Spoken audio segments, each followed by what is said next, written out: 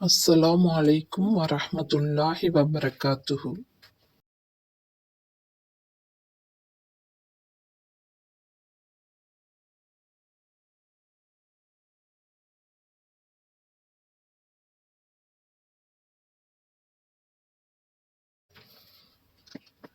வேதம் கொடுக்கப்பட்டவர்களிடம், உங்களுக்கு கொடுக்கப்பட்ட வேதத்தை மக்களுக்கு தெளிவாக எடுத்துரைக்க வேண்டும், அதை மூடி மறைத்துவிடக் கூடாது என்று அல்லாஹ் உறுதிமொழி வாங்கியதை நபியே அவர்களுக்கு ஞாபகமூட்டுவீராக.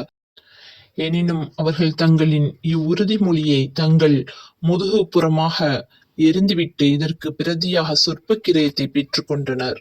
அவர்கள் பெற்றுக்கொண்டது மகா கெட்டதாகும். நபியே, எவர்கள் தாங்கள் செய்த அற்ப காரியத்தை பற்றி மகிழ்ச்சியடைந்து தாம் செய்யாத நன்மையான காரியங்களை பற்றியும் தாம் செய்ததாக மக்கள் தம்மை புகழ்வதை விரும்புகிறார்களோ அவர்கள் வேதனிலிருந்து தப்பித்துக் கொள்வார்கள் என்று நிச்சயமாக ஒரு காலமும் நீர் எண்ண வேண்டாம். கண்டிப்பாக அவர்களுக்கு துன்புறுத்தும் வேதனை உண்டு.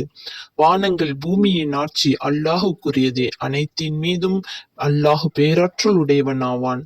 வானங்களையும் பூமியையும் படைத்திருப்பதிலும் இரவு பகல் மாறி மாறி வருவதிலும் அறிவுடையவர்களுக்கு நிச்சயமாக பல அத்தாட்சிகள் இருக்கின்றன.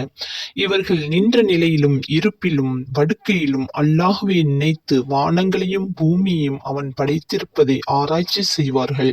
மேலும், எங்கள் இறைவனே, நீ இவற்றை வீணாக படைக்கவில்லை, நீ மிக தூயவன், நரக நெருப்பின் வேதனையிலிருந்து எங்களை நீ காப்பாற்றுவாயாக. எங்கள் இறைவனே, நிச்சயமாக நீ எவர்களை நரக நெருப்பில் நுழைத்து விட்டாயோ அவர்களை நிச்சயமாக நீ இழிவுபடுத்தி விட்டாய். அத்தகைய அநியாயக்காரர்களுக்கு உதவி செய்பவர்கள் ஒருவரும் இல்லை.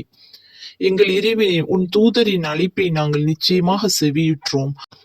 அவர் எங்களை நம்பிக்கையின் பக்கம் அழைத்து உங்கள் இறைவனை நம்பிக்கை கொள்ளுங்கள் என்று கூறினார். நாங்களும் அவ்வாறே நம்பிக்கை கொண்டோம். ஆதலால் எங்கள் இறைவனே, நீ எங்கள் குற்றங்களை மன்னிப்பாயாக, எங்கள் பாவங்களை எங்களை விட்டும் அகற்றி விடுவாயாக, முடிவில் நல்லவர்களுடன் எங்கள் உயிரை கைப்பற்றுவாயாக.